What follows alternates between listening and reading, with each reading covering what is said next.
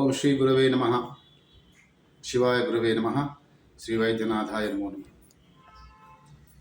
ఈరోజు కేరళలో మనం చూస్తున్నాం బ్రెయిన్ ఈటింగ్ అమీబా అనే ఒక వైరస్ ఉందని, అయ్యప్ప స్వాములు జాగ్రత్తగా వెళ్ళాలని రకరకాల వీడియోల్లో మనం చూస్తూ ఉన్నాం.